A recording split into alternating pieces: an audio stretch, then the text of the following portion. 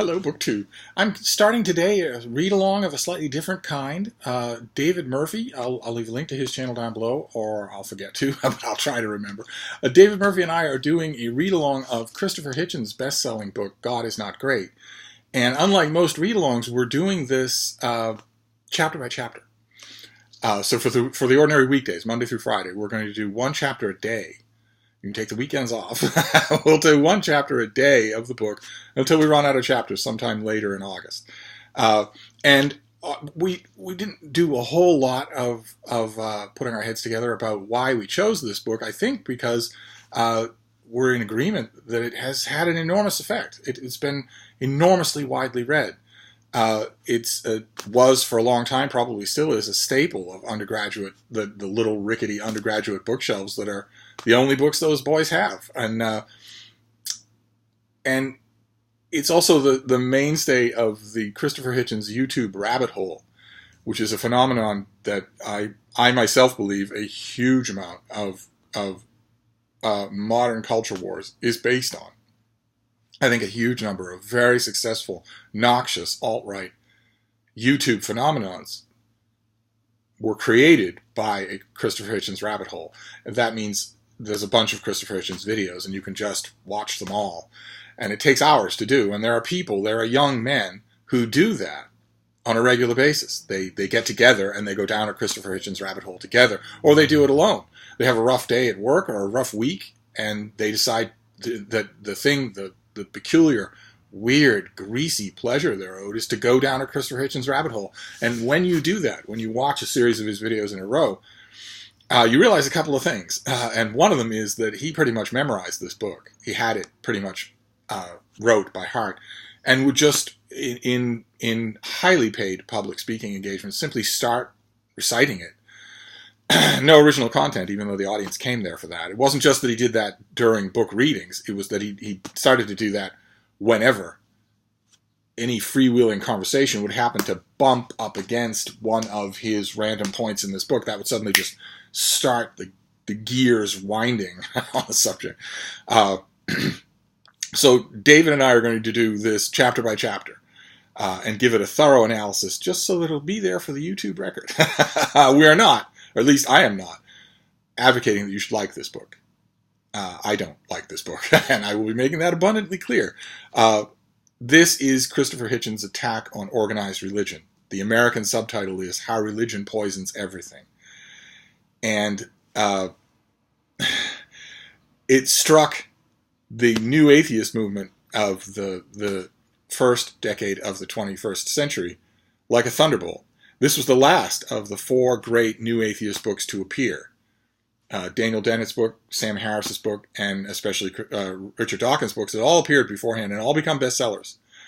And then this book appeared, and it was the Hitchens phenomenon brought into that debating topic, into anti-Christianity, anti-religion of all kinds. Christianity takes it on the chin here, and I believe if Christopher Hitchens had lived, he would have moved his focus on to Islam.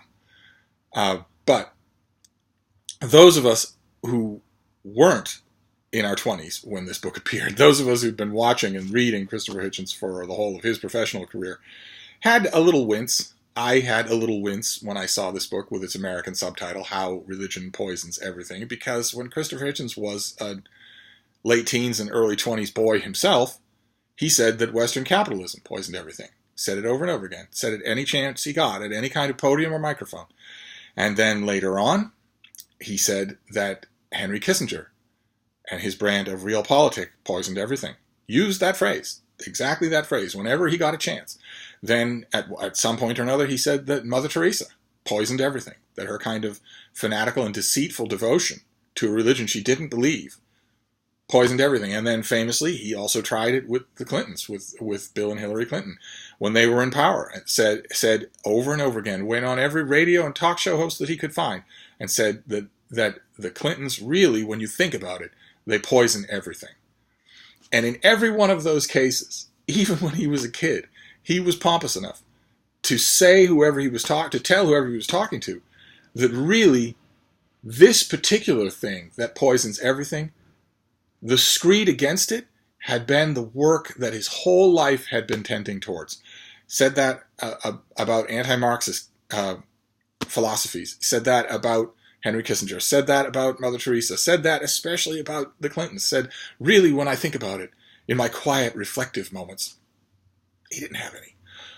Really, when I think about it, in my quiet, reflective moments, I feel like my whole intellectual development this book has been building for a long time. My book, No One Left to Lie To, about the Clintons, has been building for a long time. Really, it's the culmination of what I was meant to write.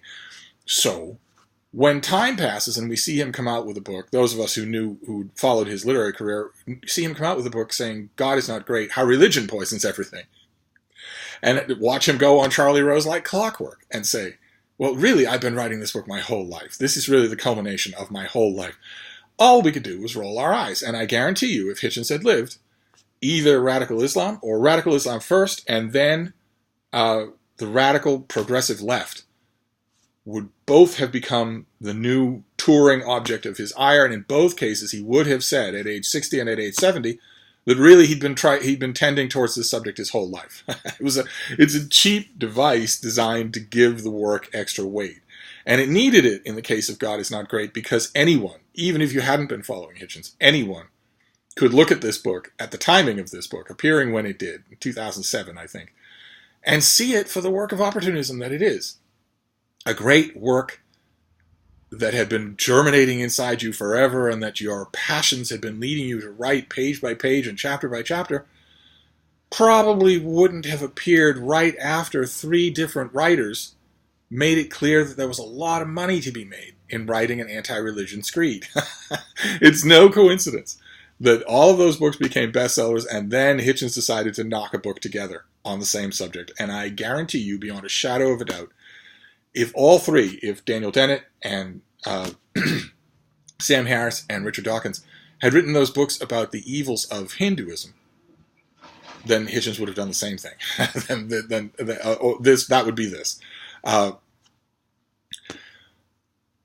that cast a pall on the book before you'd even read a single word. Before I'd even read a single word. I won't generalize anyway, because I'm thinking most people know this book. Most people who know this book nowadays are young.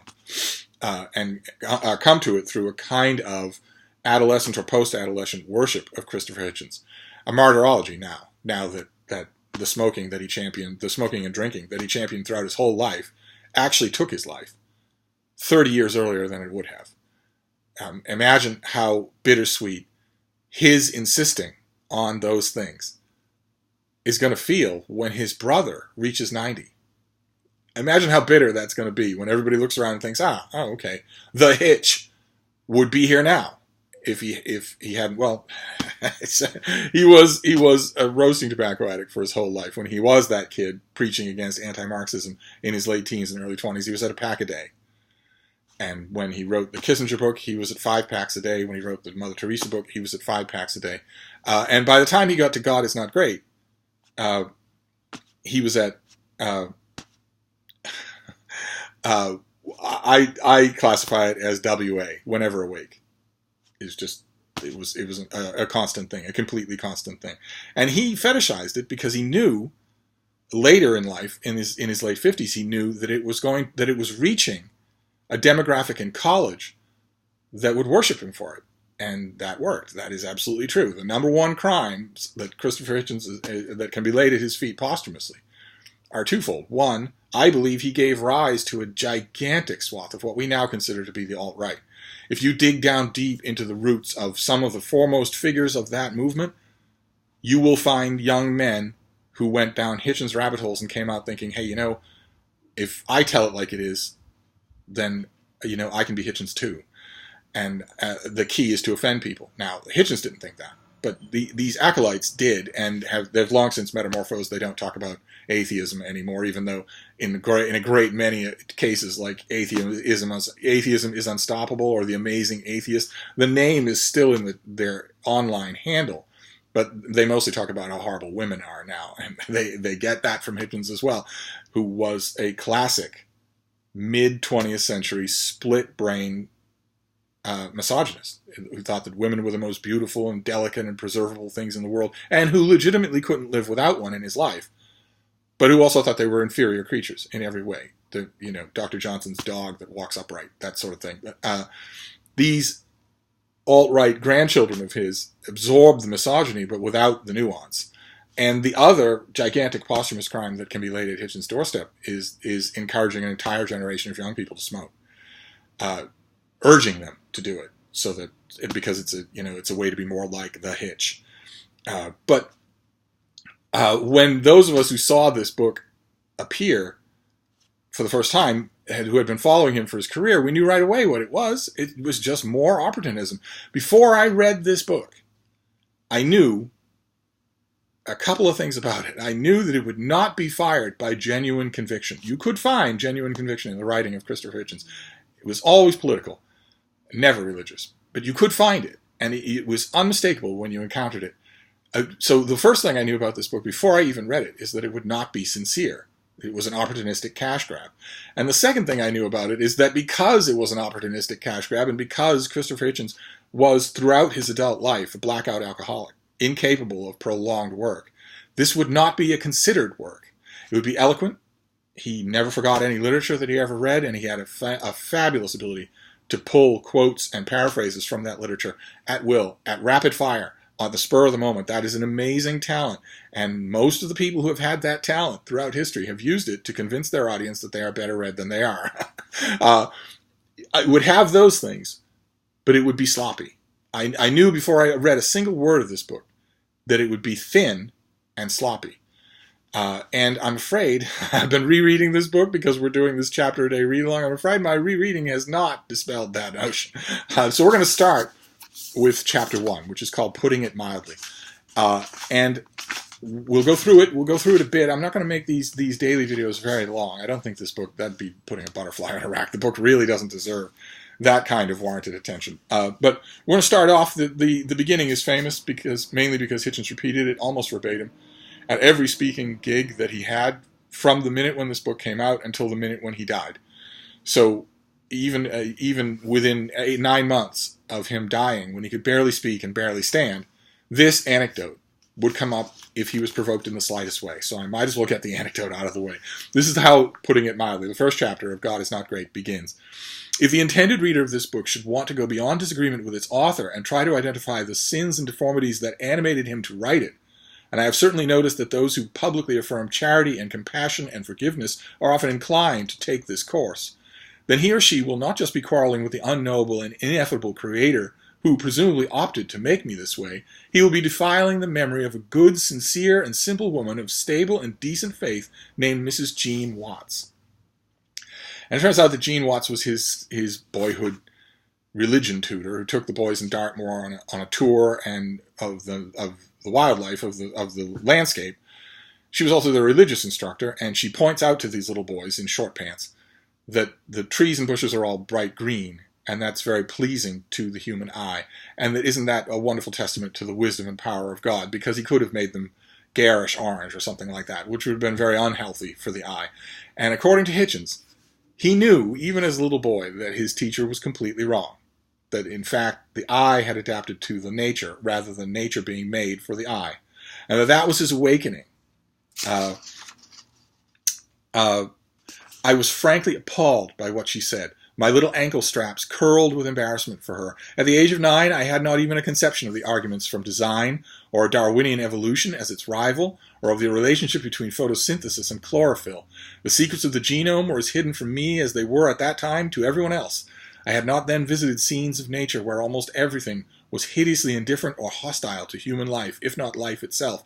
I simply knew, almost as if I had been privileged access to a higher authority, that my teacher had managed to get everything wrong in just 2 sentences. The eyes were adjusted to nature, and not the other way about. Needless to say. Needless to say. I won't go so far as to say that there was no Mrs. Jean Watts, but there certainly was no moment like that that happened in Christopher Hitchens' young tadpole life. But that's okay. The anecdote is meant to illustrate the indoctrination that happens early. The anecdote is meant to hold up early religious indoctrination as a crime. And that's what this first chapter does in a very careening and scattershot way. The first chapter is sort of a bird gun pellet shot just across the board of religion. It doesn't really have much of a point to it. It has a few very labored jokes that at one point he talks about falling over the event horizon into a black hole where you'll have, where you'll unfortunately, by definition, have no time to look at what's going on around you. That isn't funny, and it was kept in over his objections and over the objections of editors who thought it was incredibly wordy for no comedic payoff. And if they objected to that, they objected a lot more to a line that not only made it into this book over the objections of everyone at his publishing house, but also that made it into every public speaking engagement that he ever made, even when his closest friends were telling him, stop saying that. It's monstrous. And that is, I might as well repeat it, in the very recent past, we have seen the Church of Rome befouled by its complicity with the unpardonable sin of child rape, or, as it might be phrased in Latin form, no child's behind left. An oblique reference to the No Child Left Behind political stratagem of an American presidential administration. In other words, readers of this book in the 21st century will not have any idea what that means. All they'll know is that he's making a joke about child rape. So, in other words, is just as bad. is just as bad. He's accusing the Church of Rome of making light of child rape, and then he, in the same sentence, literally makes light of child rape. And that's not the only personal element that comes through in this chapter. Another personal element that comes through, you can actually see it in that first chapter, in that first paragraph that I read, is that the narrator of this book is extremely pompous. You're willing to put up with that if it gets you somewhere, but it in fact doesn't. In fact, that pomposity leads to pronouncements throughout the course of the book. Hitchens talks about how Christianity in particular has led to some wonderful writings. He mentions Blaise Pascal. And also some terrible writing, and here he takes a swipe at C.S. Lewis, and that's for personal reasons. That's not because Hitchens legitimately disliked Lewis's prose or had ever read it. It's that he knew that Lewis was popular. And Hitchens couldn't stand that. That's why he wrote this book, because he saw 3 books by relative acquaintances and friends doing really well in the bestseller list. They were popular. He couldn't stand that sort of thing to happen and him not to be involved. And he knew that C.S. Lewis was incredibly popular. Anyway, he makes a pronouncement, a halfway point in putting it mildly, that I want to read to you. Religion spoke its last intelligible or noble or inspiring words a long time ago. Either that, or it mutated into an admirable but nebulous humanism, as did, say, Dietrich Bonhoeffer, a brave Lutheran pastor hanged by the Nazis for his refusal to collaborate with them. I want to point out, first of all, the grammatical incorrectness of that sentence. Dietrich Bonhoeffer did not mutate into an ideology. What he means to say is, in the case of Dietrich Bonhoeffer. But also, factually, this is Christopher Hitchens in 2007 claiming that Dietrich Bonhoeffer was not an ardent Christian, that it was a nebulous kind of humanism that motivated him to do what he did throughout his whole life. That's a little bit hard to take, especially when you can rightfully guess that the author of that pronouncement knew very little about Dietrich Bonhoeffer. And unfortunately, that's a strand that's going to come up all through these chapter readings that we're getting, is that this is an author who doesn't know as much as he thinks he does and is not willing to correct that.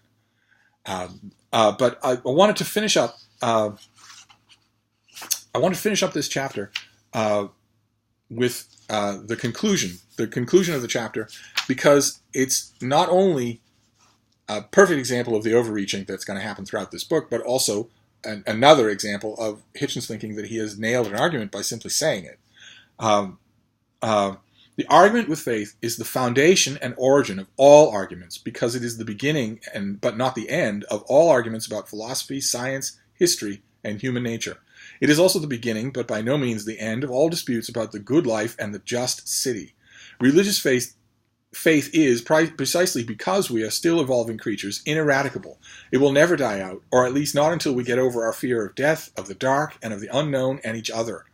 For this reason, I would not prohibit it, even if I thought I could.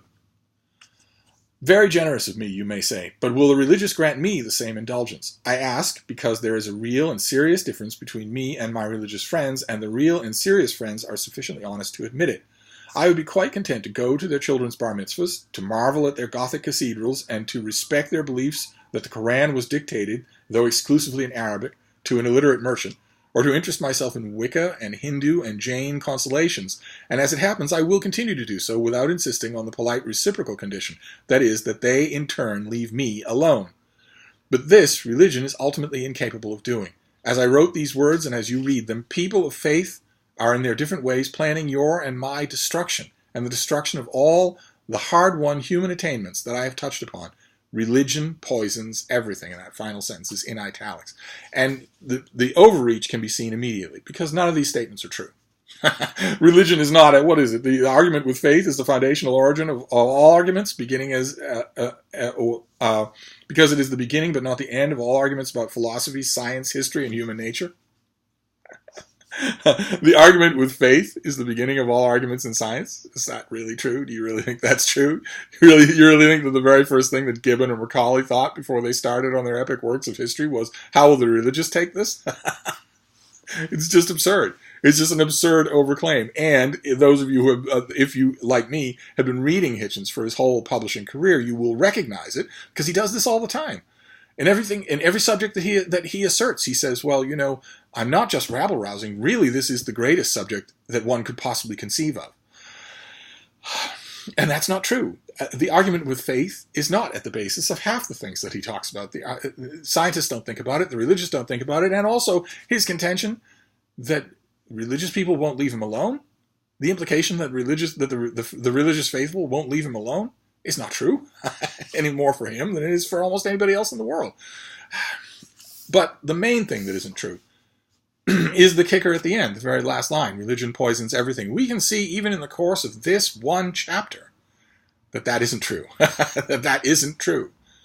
For instance, Mrs. Jean Watts. It did not poison her.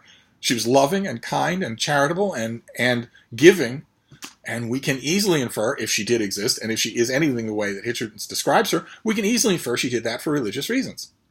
And he mentions a sadomasochistic headmaster who was a brutal disciplinarian, but he doesn't mention anybody else. He doesn't mention any of the other teachers at his school, almost all of whom, I assure you, would have been working for religious motivations.